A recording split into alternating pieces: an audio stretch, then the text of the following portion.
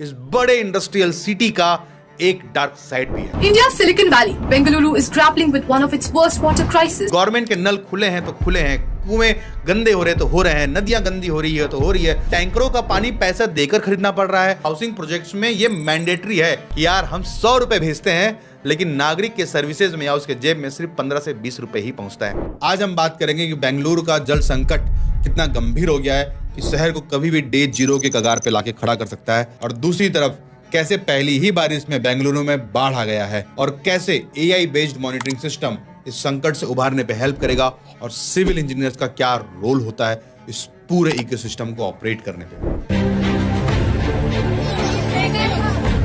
They are suffering for water for long, like almost 2 to 3 months. There's no rain, there's no water, and they're not providing even the BWSSB tanker also. On the first day of rainfall, 33 locations in Bengaluru were waterlogged. Bharat की silicon valley कही जाने वाली बेंगलुरु इस वक्त बूंद बूंद के लिए तरस रही है। 500 MLD ನೀರು ಕೊರತೆ ಇದೆ, ಒಟ್ಟು 2600 MLD ನೀರು ಬೇಕು।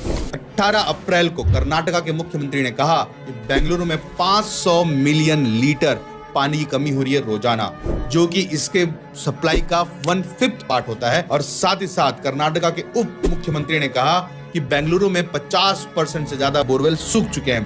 270 taluks have been dried. More than 3,000 borewells have been dried in Bangalore. Bengaluru water supply और सीवरेज बोर्ड ने घोषणा किया है कि शहर में जल संकट से निपटने के लिए AI system, artificial intelligence system का ग्राउंड वाटर मॉनिटरिंग सिस्टम में यूज किया जाएगा, जिससे कि तय किया जाएगा कि जिस घर में जितनी जरूरत है उतना ही पानी पहुंचे, जिस कॉर्पोरेट को, जिस इंडस्ट्री को जितना जरूरत है उतना ही पानी पहुंचे, उस क्वालिटी का पानी पहुंचे।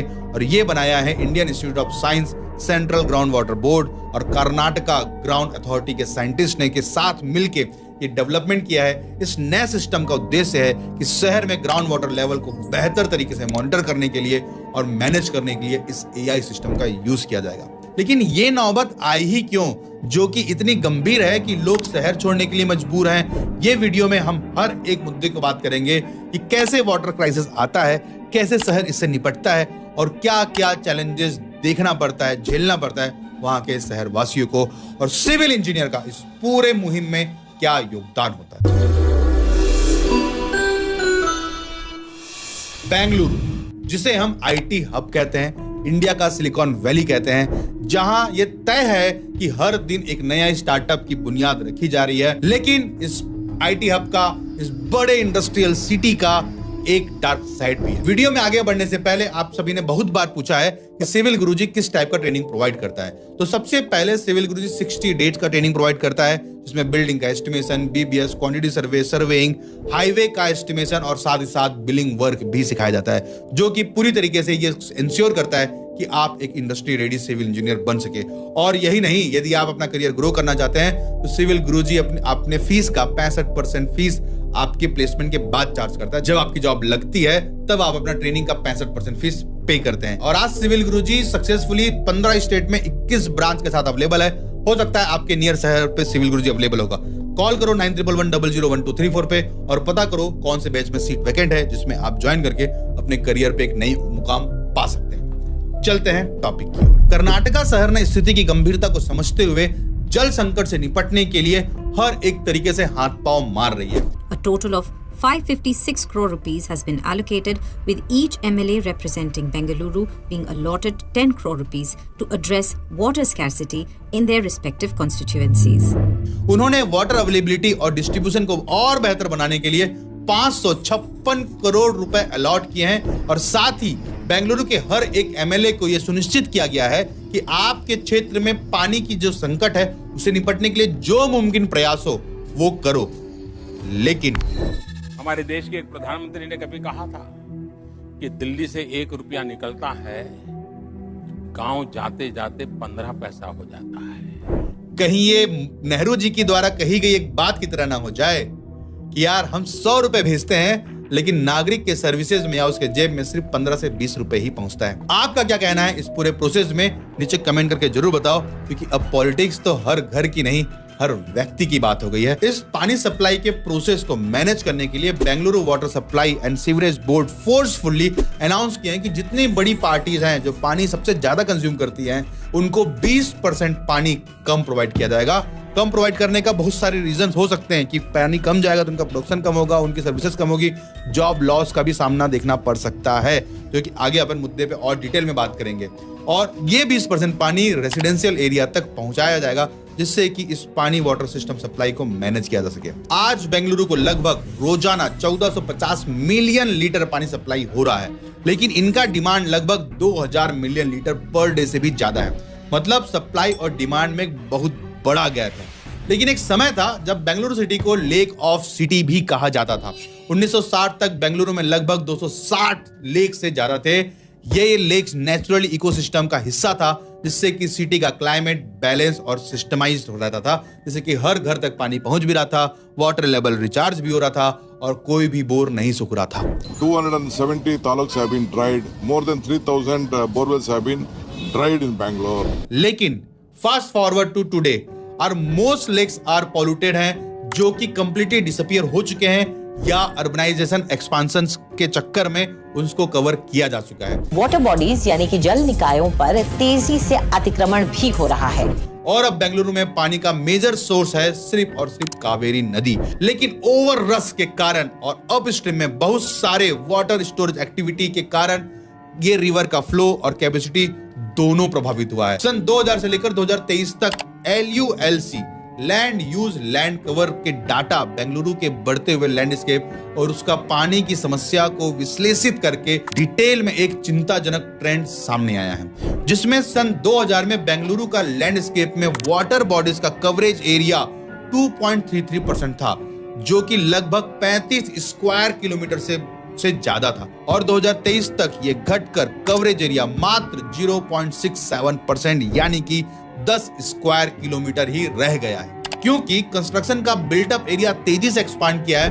बिल्डिंगें बनी है तो जो पहले ग्रीन लैंड था, वाटर लैंड था, उसको कवर कर दिया गया है। बेंगलुरु की 837 में से 744 झीलों पर लोगों ने कब्जा कर लिया है। तो सन 2000 में 15% से बढ़कर आज 2023 में 36.7% हो गया है, जो कि 541 स्क्वायर किलोमीटर है। ये तेजी से बढ़ता अर्बनाइजेशन ना सिर्फ महत्वपूर्ण वाटर बॉडीज के ऊपर अतिक्रमण कर रहा है, बल्कि नेचुरल हाइड्रोलॉजी सिस्टम को भी डिस्ट्रीब्यूट करने पे और वाटर स्कैर्सिटी को बढ़ा रहा है। सन 2000 में जहां 39.66% एरिया ग्रीन था, अब वो 2023 में घटकर सिर्फ 26.53% रह गया है। ये सब बेंगलुरु शहर के पानी और एनवायरमेंटल दोनों के लिए बड़ा संकट का कारण बन चुका है, क्योंकि हमारे शहर की ग्रीनरी को बचाने के लिए ग्रीन स्पेस का होना बहुत जरूरी है। पिछले कुछ दशकों में जैसे जैसे अर्बनाइजेशन बढ़ा, वाटर मैनेजमेंट की प्रॉब्लम सरफेस पर आने लग गई। India's Silicon Valley that's facing a worsening water shortage. जैसे कि कुछ सालों पहले तक 100 फीट डेप्थ पे इजिली पानी मिल जाता था, लेकिन आज 1800 फीट तक बोरवेल करने पड़ रहे हैं, लेकिन फिर भी कोई भरोसा नहीं है कि पानी वहां मिलेगा कि नहीं। इसका मेन वजह है over exploitation of ground water और मानसून के पानी का प्रॉपर मैनेजमेंट नहीं हो पाना। और ये पानी का संकट वहां के लोगों की जो इकोनॉमिक स्थिति थी उसमें भी इंपैक्ट कर रहा है, क्योंकि अब टैंकरों का पानी पैसा देकर खरीदना पड़ रहा है। स्कूल वालों तो इससे निपटने के लिए अपनी फीस बढ़ा दिए हैं, जिसका इफेक्ट जो वहां के निवासी हैं उनके पॉकेट पे पड़ रहा है। और ये क्राइसिस का असर इतना हो गया है कि अब तो बेचारे पड़ोसी भी आपस में लड़ने लगे हैं इस पानी के टैंकर में लाइन के लिए। पानी की कमी एग्रीकल्चर और इंडस्ट्रियल को भी इम्पैक्ट कर रहा है। आने वाले समय पे इनका भी रेट बढ़ सकता है और इसका भी इम्पैक्ट वहां के निवासियों के जेब में जाएगा। और साथ ही साथ बड़े बड़े इंफ्रास्ट्रक्चर के डैमेज होने का भी कारण ये अंडरग्राउंड वाटर की कमी हो सकती है। मैंने एक डिटेल वीडियो बनाया है अंडरग्राउंड वाटर की कमी के कारण किस रीजन से ये बड़े बड़े मल्टी स्टोरी इंफ्रास्ट्रक्चर टूट सकते हैं, डैमेज हो सकते हैं, कोलैप्स हो सकते हैं। नीचे डिस्क्रिप्शन पे और ऊपर आई बटन में उसका डिटेल दिया हुआ। जब भी एक सिटी तेजी से ग्रो करता है तो उनका इंफ्रास्ट्रक्चर और सीवेज सिस्टम और ड्रेनेज सिस्टम साथ ही साथ ग्रो करने चाहिए, लेकिन बेंगलुरु में ऐसा हुआ नहीं। जमीन का अधिकतर हिस्सा कंक्रीट से ढक दिया गया, या तो रोड बन गए या पाथवे बन गए या पैसेज बन गए या कवर एरिया बन गए। पूरे शहर को आपने रेनकोट पहना दिया है तो ऊपर का पानी, बारिश का पानी जमीन तक नहीं जाएगा भाई साहब, तो जिसके कारण नेचुरल वाटर रिचार्ज पॉइंट कम हो चुके हैं। अर्बन प्लानिंग और सिविल इंजीनियरिंग का एक बड़ा हिस्सा होता है हाइड्रोलॉजिकल साइकिल को समझना। यह साइकिल जमीन, वायु और पानी के बीच का एक नेचुरल इंटरसेक्शन है, लेकिन जब हम ज्यादा बिल्ड करते हैं, जमीन कम होता है, तो सस्टेनेबल प्रैक्टिस का और ग्राउंड वाटर का जो रिचार्ज पॉइंट है वो मिसमैनेज हो जाता है, वो कोलैबोरेट नहीं कर पाते, जिसके कारण हाइड्रोलॉजिकल साइकिल या वाटर साइकिल के नेचुरल प्रोसेस में इंपैक्ट होता है। हाइड्रोलॉजिकल साइकिल या वाटर साइकिल एक नेचुरल प्रोसेस यार जो हम बचपन से पढ़ रहे हैं। पानी हमारे एनवायरनमेंट में कंटिन्यूअसली मूव करता है 3 स्टेप में। सबसे पहला इवोपरेट होता है, दूसरा कंडेंसेशन होता है और तीसरा प्रेसिपिटेशन होता है कि ये गर्मी से वाष्प बन के ऊपर जाता है, ऊपर ये डेंस होता है और जहां पे प्रेशर कम होता है वहां पे ये गिर जाता है, जिससे कि पानी फिर से अंडरग्राउंड पेनिट्रेट होता है और फिर से ये साइकिल चलते आता है। इसके कहीं भी एक प्रोसेस को आपने रोका तो पूरा इकोसिस्टम की धज्जियां उड़ जानी है, जो कि यही हुआ बेंगलुरु में। एज अ सिविल इंजीनियर हमारा काम सिर्फ बिल्डिंग और रोड बनाने तक सीमित नहीं है, हम इन्वायरमेंट के प्रति थोड़े ज्यादा जिम्मेदार हैं एक आम नागरिक से। सस्टेनेबल डेवलपमेंट और वाटर मैनेजमेंट हमारे इंजीनियरिंग का एक अहम हिस्सा है, जो हमें इस क्राइसिस के समाधान ढूंढने में बहुत बड़ा मदद करता है। और यदि इस जगह सिविल इंजीनियर फेल हो जाए तो पानी की कमी से मैन्युफैक्चरिंग, एग्रीकल्चर और एनर्जी प्रोडक्शन सिस्टम जैसे इंडस्ट्रीज को नुकसान पहुंचेगा, जिससे जॉब लॉस होंगे, इकोनॉमिकल आउटपुट घटेगा और बिजनेस और कंज्यूमर के लिए बढ़ते हुए कॉस्ट बहुत बड़ी मुसीबत का कारण बन सकता है। और साथ ही क्लीन वाटर की एक्सेस ना हो पाना या हाइजीन डाउन हो जाएगी, जिससे पानी से फैलने वाली बीमारियों का रिस्क बढ़ जाता है, जैसे कि हैजा, पेचिस, टाइफाइड। ये हेल्थ केयर सिस्टम को भी टेंशन बढ़ा सकता है और यदि ये संकट ठीक नहीं हुआ तो लंबी अवधि तक वाटर क्राइसिस होने से लोग अच्छे जीवन शैली के लिए, अच्छे जीवन के लिए माइग्रेट कर सकते हैं, एक शहर छोड़ के दूसरे शहर जा सकते हैं, जो अर्बन स्लम को और इंफ्रास्ट्रक्चर को एक बड़ा प्रेशर में डाल सकता है। Some techies working in MNCs have started leaving Bengaluru to go back to their hometowns, and others are urging the Chief Minister to in fact mandate work from home for companies in Karnataka. According to reports, some are even going to Mysuru to seek relief. आपने बहुत से movie में, documentary में ये सब देखा होगा, लेकिन कभी खुद पे महसूस नहीं हुआ, खुद पे बीती नहीं ये बातें, तो समझ नहीं आया। ये अब बेंगलुरु वासियों को समझ आ रहा होगा, क्योंकि हर इंसान को रोजाना 110 लीटर से 120 लीटर तक का पानी जरूरत होता है, जिसमें पीने, नहाने, धोने, साफ सफाई और हर एक सिंचाई के लिए जरूरत होता है। और ये मिनिमम रिक्वायरमेंट है किसी भी बड़े हेल्थ इशू से बचने के लिए, क्लीन वाटर। सिर्फ बेंगलुरु ही नहीं है वाटर क्राइसिस में, पूरे वर्ल्ड के बहुत से शहरों में ये प्रॉब्लम पहले भी आ चुका है, जिसे डे 0 बोला जा रहा है। मतलब कि नेक्स्ट डे के लिए पानी अवेलेबल नहीं है और इन शहरों ने कुछ उसके सॉल्यूशंस भी अपनाए हैं। देखते हैं क्या। Cape Town, as a whole city of this kind, threatened to run out of water for its citizens completely. तो सबसे पहले साउथ अफ्रीका का केप टाउन एक ऐसा शहर है जिसने भीषण सूखे का सामना किया है। इस सूखे ने केप टाउन को डे 0 के करीब ला दिया था। एक पॉइंट था जहां पर म्युनिसिपल वाटर सप्लाई लार्जली बंद हो गए थे। ये प्रॉब्लम और भी गंभीर हो गया जो पूरा शहर पूरी तरीके से सिर्फ रेन वाटर पर डिपेंड हो गया। और गरीबी में आटा गीला तब हुआ जब ये रेन वाटर सिस्टम फेल हो गया, क्योंकि insufficient investment in water infrastructure और पुअर वाटर मैनेजमेंट प्रैक्टिस के कारण केप टाउन को लोगों को सूखा ही मरना पड़ा। और वहां के म्युनिसिपल पार्टीज और वहां के सिविल इंजीनियर्स ने इस पूरे इकोसिस्टम को नहीं समझा और कई सारे लोग वहां से माइग्रेट हो गए और कुछ लोग तो बेचारे सूखे के चक्कर में ही मर गए। इस संकट से निपटने के लिए केप टाउन के वासियों को सीवियर वाटर यूजेस का रिस्ट्रिक्शन लगाया गया और वाटर रिसाइकलिंग और डीसैलिनेशन से ज्यादा एफर्ट लगाया गया, जिसके परिणाम से सिचुएशन में थोड़ा हल्का करने पे काफी मदद मिली। इसके बाद से सिटी ने अपना वाटर रिसोर्स को डाइवर्सिफाई करने के लिए वाटर कंजर्वेशन मेजर को इनहेंस करने पर ज्यादा ध्यान दिया। एक और एग्जांपल है जो कि 2015 में हुआ था, ब्राजील के साओ पाउलो शहर का, जब उसका मेन रिजर्वायर लंबे समय तक सूखता रहा और शहर के हाई वाटर डिमांड के कारण यह रिजर्वायर लगभग पूरा सूख गया, जिसके इमरजेंसी रिस्पांस में साओ पाउलो के लिए एक अल्टरनेटिव वाटर सोर्स बनाया गया और उसके रिसोर्स तक पहुंचा गया और लोगों को कंट्रोल्ड पैटर्न में वाटर सप्लाई किया गया। यह सिटी का एक्सपीरियंस इमरजेंसी में प्लानिंग की इंपॉर्टेंस को हाईलाइट करता है और यह भी दिखाता है कि यदि शहर सिर्फ सिंगल वाटर सोर्स पर ज्यादा निर्भर करता है तो किसी भी समय यह रिस्क डेवलप हो सकता है कि किसी भी नेचुरल या टेक्निकल इशू के कारण वो सोर्स से पानी नहीं निकलेगा और शहर डे 0 तक पहुंच जाएगा। और भारत में सिर्फ बेंगलुरु नहीं है, चेन्नई भी सेम टाइप की प्रॉब्लम से जूझ रहा है। जिसमें इर्रेगुलर मानसून, रैपिड अर्बनाइजेशन के साथ ही पूरे तरह से घटते हुए ग्राउंड वाटर पर डिपेंडेंसी होने के कारण यहाँ भी पानी की समस्या बनी हुई है। मैक्सिको सिटी में भी बहुत ज्यादा पॉपुलेशन और इनसफिशिएंट इंफ्रास्ट्रक्चर होने के कारण यहाँ भी वाटर शॉर्टेज का सामना करना पड़ा है, जो कंज्यूमर तक पानी पहुंचाने से पहले ही वाटर लीकेज के कारण वाटर सप्लाई सिस्टम फेल हो चुका है और लोगों को क्लीन वाटर नहीं पहुंच पा रहा है, क्योंकि बड़ा पानी का हिस्सा इस लीकेज और डैमेज वाटर सिस्टम के कारण लॉस हो जा रहा है। तो इससे निपटने के लिए सिटी अपने वाटर डिस्ट्रीब्यूशन सिस्टम को रिपेयर करने पे और न्यू वाटर सोर्स एक्सप्लोर करने पे लगा हुआ है, ताकि वाटर स्कैरसिटी को एड्रेस किया जा सके। इसका मतलब है कि वाटर पाइपलाइन को ठीक कर रहे हैं जहां से लीकेज हो रहा था, और नए सोर्स जैसे कि रिवर्स, लेक्स और अंडरग्राउंड एक्यूफायर की खोज जारी है, जिससे कि सिटी को पानी की सप्लाई को बेहतर किया जा सके और वाटर क्राइसिस से बचा जा सके। एक और है जकार्ता, जो कि इंडोनेशिया में है। यहाँ तो एक यूनिक सी चैलेंज का सामना करना पड़ रहा है, क्योंकि यहाँ का वाटर स्कैरसिटी के साथ साथ लैंड सब्सिडेंस भी हो रहे हैं, मतलब जमीन नीचे धंस रही है, जो कि एक्सेसिव वाटर ग्राउंड एक्सट्रैक्शन के कारण बढ़ रहा है। जैसे कि तकिए से पूरा रुई निकाल दोगे तो तकिए का कवर नीचे धंस जाएगा, ठीक ऐसा ही हो रहा है वहां पे। इसका पूरा एक डिटेल वीडियो बनाया है, जिसका पहले ही मैंने बात किया, नीचे डिस्क्रिप्शन पे और ऊपर आई बटन में दिया हूं।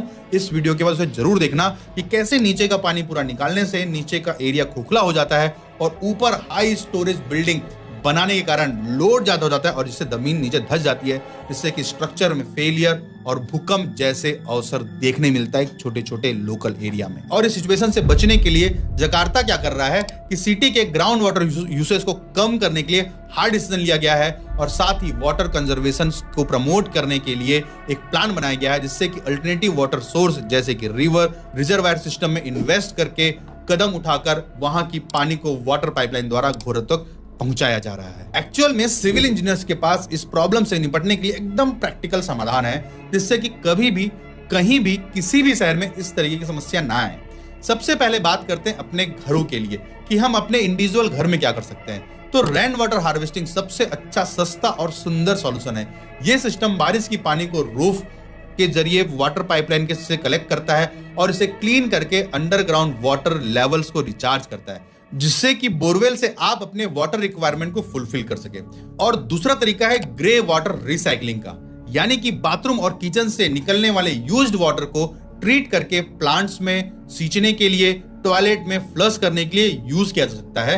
इससे आपको बाहर से वाटर डिमांड करने की जरूरत नहीं पड़ेगी, आप अपने ही रेगुलर रिसोर्स को फुलफिल कर सकते हैं। तीसरा तरीका है टैप एरिएटर्स लगाने का, जो कि आपके नल पे, एग्जिस्टिंग नल पे लगाया जाता है और ये वाटर फ्लो को कंट्रोल करके पानी को स्प्रेड करता है, जिससे कि ज्यादा एरिया कवर करता है कम पानी। इसका लाइव एग्जांपल आप अपने बाथरूम के शावर में देख सकते हो कि शावर आप बाथरूम में लोटे लोटे से, मग्गे मग्गे से नहाओगे तो ज्यादा पानी वेस्ट होता है, लेकिन शावर लगाने से वो पानी के फ्लो को मेंटेन करता है और स्प्रेड करके आपके बॉडी के ज्यादा एरिया को कवर करता है, जिससे कि कम पानी पे आप अच्छा यूज कर सकते हो। तो इन तरीकों से जो गैप है वाटर डिमांड और सप्लाई का, उससे किसी हद तक निपटाया जा सकता है। इन तीनों सिस्टम को इंप्लीमेंट करके आप अपनी खुद की डेली वाटर नीड को फुलफिल कर सकते हो, बल्कि ग्राउंड वाटर लेवल्स को भी इंप्रूव कर सकते हैं। और अब बात करते हैं सोसाइटी और टाउनशिप लेवल पे क्या किया जा सकता है। सेम हर सोसाइटी पे रेन वाटर हार्वेस्टिंग की व्यवस्था करने की अर्जेंट नीड है। ये गवर्नमेंट रूल है, लेकिन बहुत हद तक ये इंप्लीमेंट नहीं होता। और ग्राउंड वाटर को एग्जीक्यूट करने के लिए गर्मी का समय ही सबसे इंपॉर्टेंट होता है। यहाँ पे आप रेन वाटर हार्वेस्टिंग कीजिए, जिससे कि आने वाले बरसात में आपका ग्राउंड वाटर लेवल रिचार्ज हो सके। और ये रेन वाटर हार्वेस्टिंग का सिस्टम एक और बड़ा फायदा देता है कि फ्लड को रोकने में डायरेक्ट इफेक्टिव होता है, क्योंकि ये डायरेक्ट जमीन में पानी को एब्जॉर्ब करवा देता है। इससे ना सिर्फ पानी बचता है, बल्कि फ्यूचर फ्लड की आशंका भी कम हो जाती है। ऐसा तो आपने हर बार सुना होगा कि हाउसिंग प्रोजेक्ट्स में ये मैंडेटरी है, लेकिन असलियत में जमीन पे ये पॉलिसी एग्जीक्यूट नहीं होती। सिर्फ कुछ कमीशन खोर लोग कुछ फाइन लगा के, कुछ कमीशन लेके आपको परमिशन दे देते हैं। क्योंकि ऐसा ही एक एग्जाम्पल सामने आया है, राज लेक, जो कि बेंगलुरु में था, हो गया है अब ये, जो कि एक समय पे ये पिकनिक स्पॉट हुआ करता था, आज कंस्ट्रक्शन साइट बन चुका है। ऐसे में अगर हमें सिटी को बचाना है तो सस्टेनेबल कंस्ट्रक्शन अपनाना होगा। आपको क्या लगता है, क्या हम अपने देश के पानी को बचा सकते हैं? इन प्रॉब्लमों से लोगों को छुटकारा दिला सकते हैं? नीचे कमेंट में अपनी राय जरूर लिखना यार। कि आप क्या सोचते हैं पानी के बारे में। अब बात करते हैं इस पूरे इकोसिस्टम को मैनेज करने के लिए कौन कौन सी डिविजन्स, कौन कौन सी गवर्नमेंट बॉडीज होती है जो इससे डील करती है। तो सबसे पहले बेंगलुरु वाटर सप्लाई और सीवरेज बोर्ड, ये प्राइमरी एजेंसी है जो बेंगलुरु में वाटर सप्लाई और सीवरेज मैनेजमेंट के लिए रिस्पॉन्सिबल है। ये सीवरेज ट्रीटमेंट प्लांट्स को ऑपरेट करके मैनेज करते हैं और सिटी को बढ़ती पॉपुलेशन के डिमांड को पूरा करने के लिए पानी और सीवरेज इंफ्रास्ट्रक्चर का एक्सटेंड करना और इनको एग्जीक्यूट करना इनके प्रोजेक्ट का एक अहम हिस्सा होता है। फिर है लेक डेवलपमेंट अथॉरिटी, LDA। इसे सबसे पहले शहर के लेक्स को ओवरसीज और मैनेज करने के लिए स्टेबल किया गया था, जिसमें LDA की जिम्मेदारी थी कि बेंगलुरु के आसपास के लेक्स को रीजनरेशन और कंजर्वेशन को डेवलप करना। लेकिन जब ये डेवलप नहीं कर पाए तो बाद में इसे कर्नाटका के लेक कन्वर्जेशन और डेवलपमेंट अथॉरिटी KLCDA में मर्ज किया गया, जिसका मेन एम हो गया कंजर्वेशन और डेवलपमेंट से जुड़े व्यापक समस्या को सिर्फ एड्रेस करना। और जब ये भी इनसे परफॉर्म नहीं हुआ तो बाद में इसे कर्नाटका टैंक कंजर्वेशन और डेवलपमेंट अथॉरिटी में रिप्लेस कर दिया गया। मतलब लेक से हटाकर अब टैंक सुधारो अभियान चालू हुआ। इसीलिए तो आपको हर जगह सुनने मिल रहा होगा प्राइवेटाइजेशन, कि गवर्नमेंट बॉडीज को उठा के प्राइवेट कर दिया जा रहा है। क्यों? क्योंकि गवर्नमेंट में जाने के बाद आदमी काम करने पे ध्यान नहीं देता, क्योंकि उनकी सैलरी काम करने से नहीं बनती, जॉब पोस्ट से बनती है। लेकिन प्राइवेट में काम करने से ही जॉब पोस्ट मिलता है, जिससे कि वो अपने काम को और अच्छे बेहतर तरीके से करने के लिए जुझारू होते हैं, क्योंकि वहां पे प्रॉफिट लॉस का मैटर होता है। अब एक तीसरी बॉडी भी है जो कि Karnataka state pollution control board, KSPCB, जो कि डायरेक्टली इन्वॉल्व नहीं होता है इस वाटर सप्लाई सिस्टम में, लेकिन KSPCB आमतौर पर वाटर बॉडीज में पॉल्यूशन लेवल को मॉनिटर और कंट्रोल करने पे इंपॉर्टेंट रोल प्ले करता है, जिससे लेक्स भी शामिल है जो बेंगलुरु के वाटर सिस्टम को एक महत्वपूर्ण हिस्सा दिए गए हैं। और इस बॉडी ने भी अपना काम नहीं किया, जिससे आज बेंगलुरु डे 0 के कगार पर खड़ा है। आज मैं कुछ इंपॉर्टेंट टिप्स बात करूंगा जिससे कि आपको समझ आए कि इस प्रॉब्लम से कैसे निपटते हैं। तो सबसे पहले आज जरूरी कदम है रेन वाटर हार्वेस्टिंग का, जिसके बारे में हमने बात किया। हर प्रकार की बिल्डिंग, चाहे वो रेसिडेंशियल हो या कमर्शियल हो, छत पर रेन वाटर हार्वेस्टिंग सिस्टम को इंस्टॉल करना, जिससे कि नीचे पाइपलाइन के थ्रू पानी को लाया जा सके, कलेक्ट किया जा सके, ट्रीट करके वाटर ग्राउंड लेवल को रिचार्ज किया सके। दूसरा इंपॉर्टेंट बात है वाटर रिसाइकलिंग का। सिविल इंजीनियर्स को चाहिए कि वो न्यू प्रोजेक्ट डिजाइन करते वक्त ग्रे वाटर ट्रीटमेंट प्लांट्स और रिसाइकलिंग सिस्टम को इंटीग्रेट करें। ग्रे वाटर यानी कि हैंड वॉश, शॉवर, बाथरूम से निकलने वाले पानी को प्यूरिफाई करके नॉन पोर्टेबल प्रोसेस जैसे कि गार्डनिंग और फ्लशिंग के लिए इसे यूज करवाना। तीसरा इंपॉर्टेंट बात है इंफ्रास्ट्रक्चर इंप्रूवमेंट, लीकेज को रोकना, पुराने पाइपलाइन को रिप्लेस करना और स्मार्ट वाटर मैनेजमेंट सिस्टम को इंप्लीमेंट करना। इन सारे स्टेप से हम पानी की बर्बादी को कंट्रोल कर सकते हैं और साथ ही साथ वाटर प्रेशर मैनेजमेंट को ऑप्टिमाइज करके हम इंश्योर कर सकते हैं कि वाटर सप्लाई सिस्टम इफेक्टिवली काम कर रहा है विदाउट एनी वेस्टेज। चौथा इंपॉर्टेंट बात है सस्टेनेबल अर्बन प्लानिंग।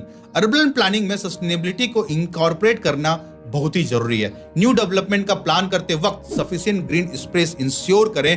कोई भी घूस लेके सिर्फ ग्रीन स्पेस न बना दे कि नीचे कंक्रीटिंग कर दिए हैं और ऊपर ग्रीन मैट बिछा दिए, भाई उससे काम नहीं होगा। जो नेचुरल एक्यूफायर को रिचार्ज करने में बिल्कुल हेल्प नहीं करेगा। आपको अपना जो टाउनशिप है, आपको अपनी सोसाइटी है, उसमें आपका ग्राउंड का लेवल का वाटर लेवल रिचार्ज होना चाहिए। बिल्डिंग कोड्स को भी अपडेट करने की जरूरत है, जिससे कि हर एक new building water efficient features के साथ, रेन वाटर हार्वेस्टिंग सिस्टम के साथ एग्जीक्यूट हो। पांचवा, थोड़ा महंगा है, डीसैलिनेशन प्रोजेक्ट। डीसैलिनेशन एक प्रोसेस है जिसमें पानी से सॉल्ट और दूसरे मिनरल्स को निकाल दिया जाता है, जिससे पानी को ह्यूमन कंजप्शन, इरिगेशन और इंडस्ट्रियल यूज के लिए सस्टेनेबल बनाया जाता है। ये प्रोसेस हाई कॉस्ट और जियोग्राफिकल कंस्ट्रेंट के कारण एक्सटेंसिवली इंप्लीमेंट नहीं हो पा रहा है, लेकिन डीसैलिनेशन एक ऐसा लॉन्ग टर्म सॉल्यूशन बन सकता है यदि हम अपने टेक्नोलॉजी को ज्यादा कॉस्ट इफेक्टिव बना दें, जिससे कि ये रिसाइकलिंग प्रोसेस सस्ता हो जाए। और यदि ये हो गया तो हर शहर में पानी की कमी कभी नहीं होगी, क्योंकि जो आप वेस्ट करोगे और आपके नियरेस्ट में जो वाटर है जो पीने योग्य नहीं है, उसे पीने योग्य बनाया जा सकता है। और सबसे last but not the least, अपने कम्युनिटी को अवेयरनेस प्रोवाइड करना, क्योंकि आखिरी में सबसे इंपॉर्टेंट पॉइंट बढ़ जाता है कम्युनिटी का अवेयरनेस। हर एक सिटीजन को इस क्राइसिस के बारे में एजुकेट करना बहुत जरूरी है। स्कूल में लोकल लैंग्वेज में, लोकल तरीके से स्कूल में बच्चों को सिखाया जाए कि पानी का इंपॉर्टेंस क्या है, हमें कैसे बचना है।